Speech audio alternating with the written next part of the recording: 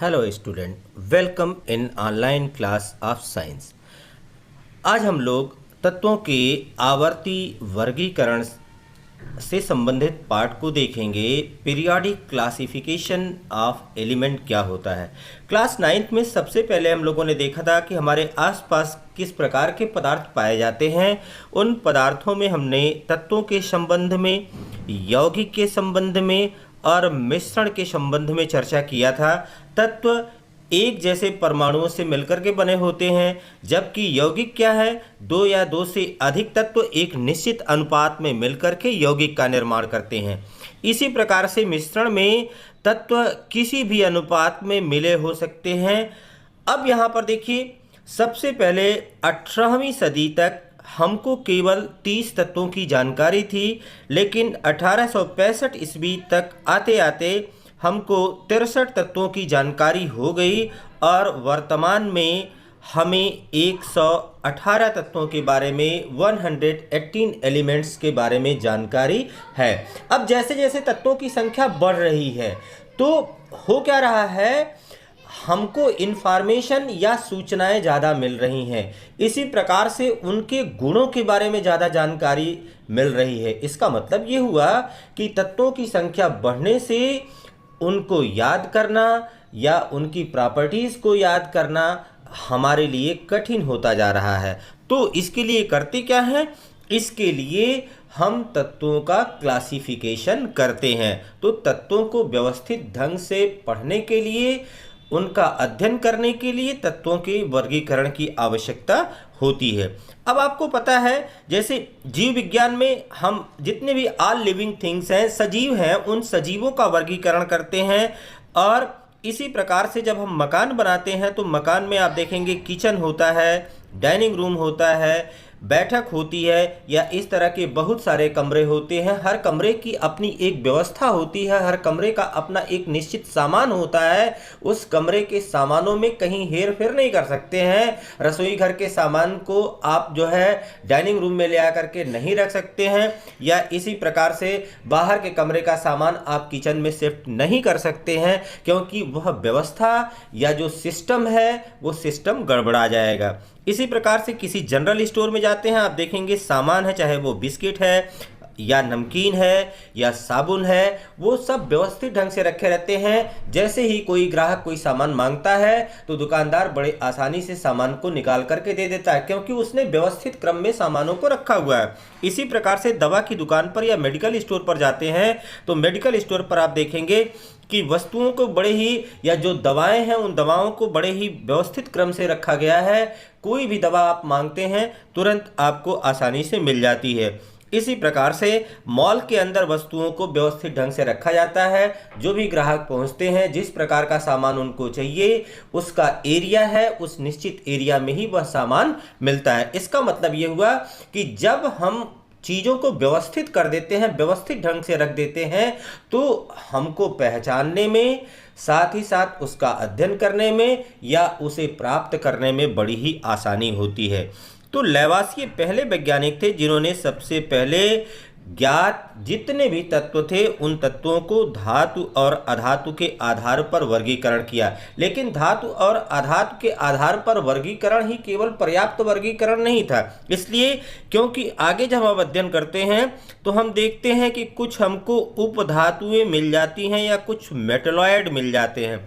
फिर जब विज्ञान विकास करता है, आगे तत्वों की खोज होती है, तो हम आप देखते हैं कि बहुत सी अक्रिय गैसें हमको मिल जाती हैं, नोबल गैसेस मिल जाती हैं। इसका मतलब है कि लैवासिए ने जो यहाँ पर धातु और अधातु के रूप में तत्वों का वर्गीकरण किया था, वह वर्गीकरण अपने आप में पूरी तरह से पर्याप्त नहीं है। फिर 1808 ईस्वी में जॉन डाल्टन ने अपना एटॉमिक थ्योरी दिया या परमाणु सिद्धांत दिया। इस परमाणु सिद्धांत में इन्होंने क्या किया कि एक तत्व के परमाणु दूसरे तत्व के परमाणु से भिन्नता होती है, और यह भिन्नता किस आधार पर होती है, यह भिन्नता होती है उनके परमाणु भार के आधार पर। This means that atom of one element can be distinguished from the other on the basis of their atomic masses or atomic weight. Therefore, all the earlier attempts at the classification of the element were based upon their atomic masses. तो प्रारंभ में जो भी वर्गीकरण, क्योंकि John Dalton का जो सिद्धांत था या सापेक्ष परमाणुवाद का सिद्धांत था, यही प्रारंभिक वर्गीकरण का आधार बना। और प्रारंभिक जो भी वर्गीकरण थे वो समस्त प्रारंभिक वर्गीकरण किस आधार पर किए गए? यह परमाणु भार के आधार पर किए गए। अब यहाँ पर आते हैं, सबसे पहले हम देखते हैं कि प्राउड की परिकल्पना क्या थी।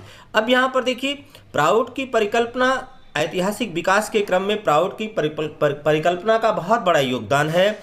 1815 ईस्वी में इस परिकल्पना को इन्होंने दिया था और बताया क्या कि सभी तत्वों के परमाणु हाइड्रोजन परमाणुओं के संगठन मात्र हैं। इसका मतलब जितने भी तत्व हैं उन सभी तत्वों के परमाणु किसी न किसी रूप में हाइड्रोजन परमाणुओं के संगठन मात्र हैं और सभी तत्वों के परमाणु भार हाइड्रोजन परमाणुओं के सरल गुणक होते हैं।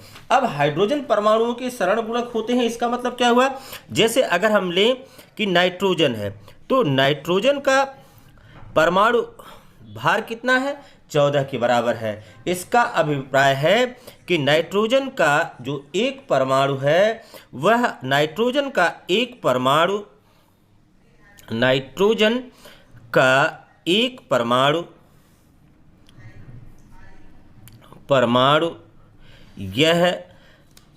यह 14 हाइड्रोजन परमाणुओं के बराबर है। 14 हाइड्रोजन परमाणुओं के बराबर है। इसका मतलब N = 14 × 1 हाइड्रोजन, यह इसका मतलब हुआ। तो नाइट्रोजन का एक परमाणु वह हाइड्रोजन के 14 परमाणुओं के गुणनफल के बराबर है, और जो हाइड्रोजन का परमाणु भार है वह नाइट्रोजन का परमाणु भार वह हाइड्रोजन के परमाणु भार का 14 गुना होगा। यही प्रदर्शित कर रहा है। अब इसके पश्चात आप देखिए कि जैसे जैसे विकास की प्रक्रिया आगे बढ़ती है तो यहाँ पर जो बात आती है वह डोबराइनर ट्रायड की आती है या डोबराइनर त्रिक की बात आती है। यह जर्मन रसायनज्ञ थे या जर्मन रसायन शास्त्री थे। 1817 ईस्वी में सबसे पहले इन्होंने इस त्रिक की बात किया था और ज्ञात तत्वों के समान गुण वाले तत्वों को 3-3 के समूहों में इन्होंने इसको विभाजित किया। अब इस नियम में इन्होंने क्या बताया?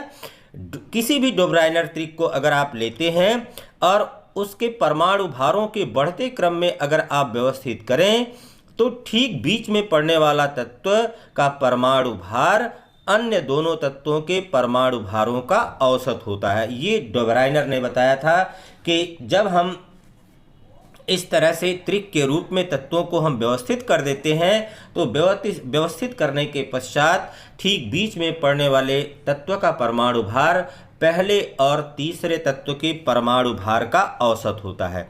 अब यहाँ पर देखिए, सबसे पहले हम लेते हैं, बहुत से इस तरह से ग्रुप इसमें इन्होंने बनाने का प्रयास किया लेकिन केवल इस तरह के 4 त्रिक बना पाए।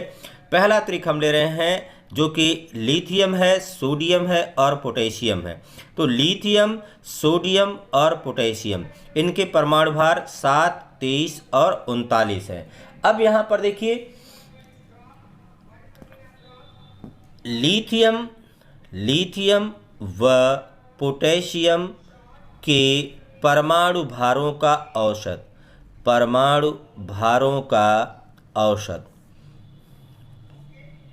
यह परमाणु भारों का औसत यह कितने के बराबर हो जाएगा? 7 + 39 डिवाइडेड बाई 2 = 46/2 = 23। अब यहाँ पर देखिए, यह सोडियम के परमाणु भार के बराबर है। इसी प्रकार से आगे हम देख रहे हैं कि कैल्शियम है, स्ट्रांसियम है और बेरियम है। तो कैल्शियम, स्ट्रांसियम और बेरियम है, जब इनके परमाणु भारों का, यहाँ पर कैल्शियम Ca व बेरियम के परमाणु भारों का औसत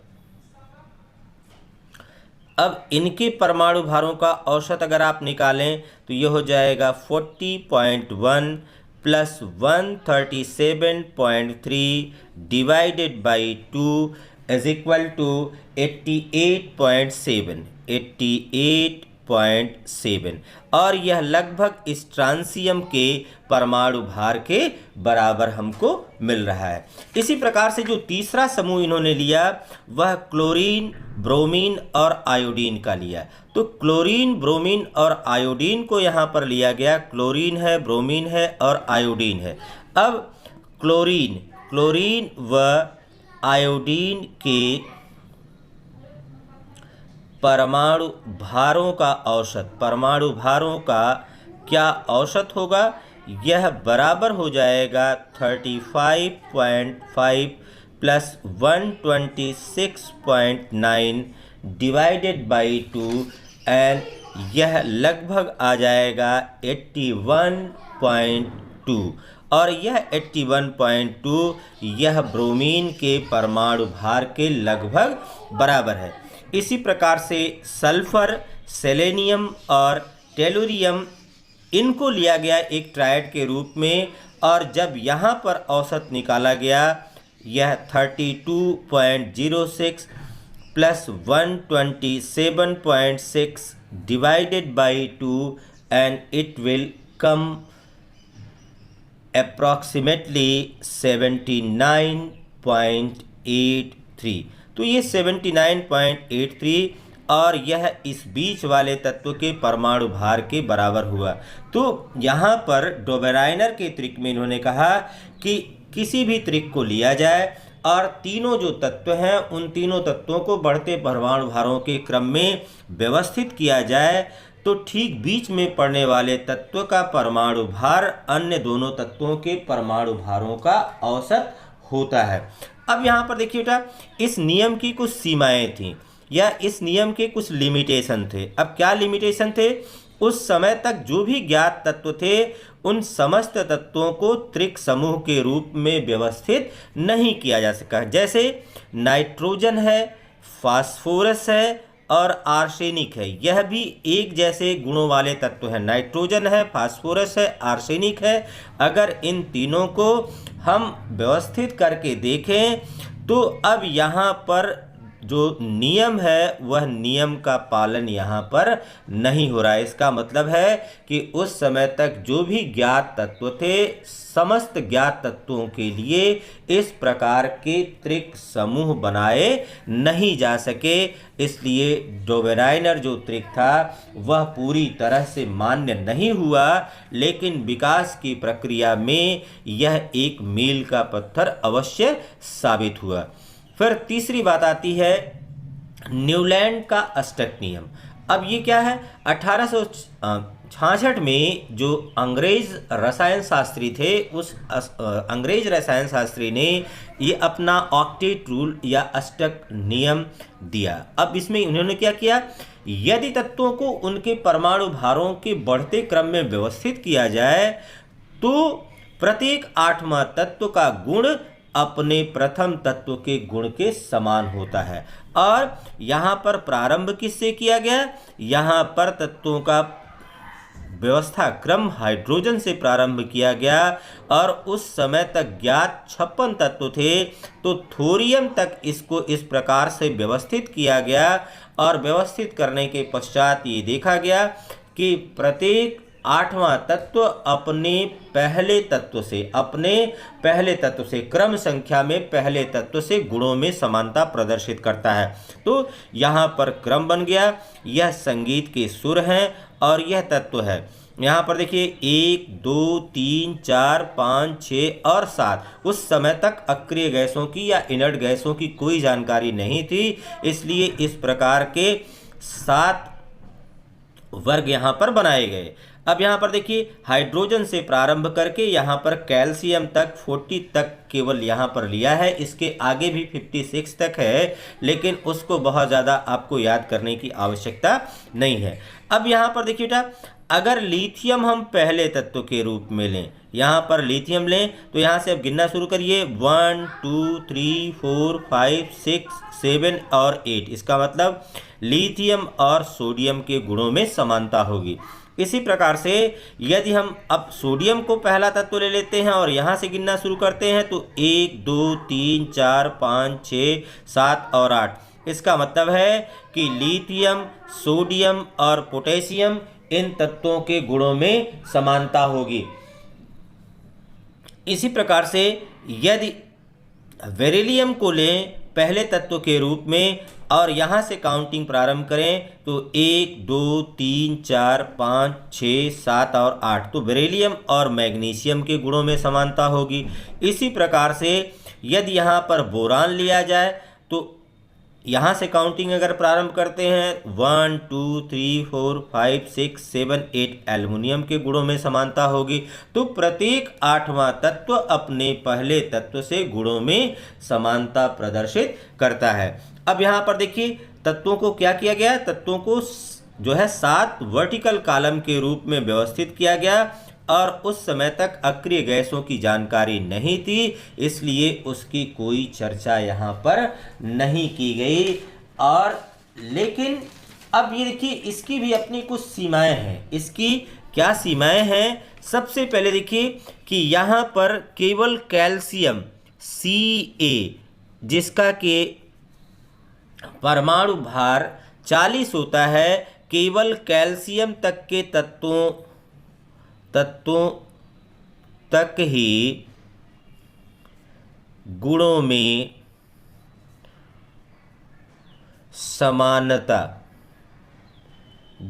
समानता प्रदर्शित होती है। कैल्शियम 40 तक, इसके आगे इसमें कुछ नहीं है। फिर देखिए और फिर आगे इसमें माना गया कि प्रकृति में उस समय तक जितने भी ज्ञात तत्व थे, तो हमने कहा केवल 56 तत्व ज्ञात थे, तो उन्होंने कहा कि प्रकृति में जो केवल 56 तत्व हैं वही केवल हैं, इसके अलावा किसी अन्य तत्व की कोई बात नहीं, किसी अन्य तत्व की कोई बात यहाँ पर नहीं किया गया। फिर देखिए जब तत्वों को इस प्रकार से व्यवस्थित किया जा रहा था, तो तत्वों को व्यवस्थित करने के क्रम में 2 या 2 से अधिक तत्वों को एक ही स्थान पर रख दिया गया और साथ ही साथ असमान गुण वाले तत्वों को अब यहाँ पर एक साथ रख दिया गया। कैसे? देखिए जैसे कोबाल्ट है और निकिल है, तो कोबाल्ट और निकिल को कहाँ पर रखा गया? कोबाल्ट और निकिल को उस स्तंभ में रखा गया जिसमें कि फ्लोरीन है, क्लोरीन है और ब्रोमीन है। तो कोबाल्ट और निकिल ये तो धात्विक तत्व हैं। यहाँ पर देख रहे हैं फ्लोरीन, क्लोरीन और ब्रोमीन, ये कैसे तत्व हैं? ये अधातु वाले तत्व हैं। फिर देखिए इसी प्रकार से यहाँ पर क्या किया गया? आयरन जिसका गुण कोबाल्ट और निकिल से काफ़ी मिलता जुलता था, लेकिन इस आयरन को कोबाल्ट और निकिल से क्या कर दिया गया? कोबाल्ट और निकिल से इसको फार अवे कर दिया गया, दूर कर दिया गया। तो यहाँ पर ये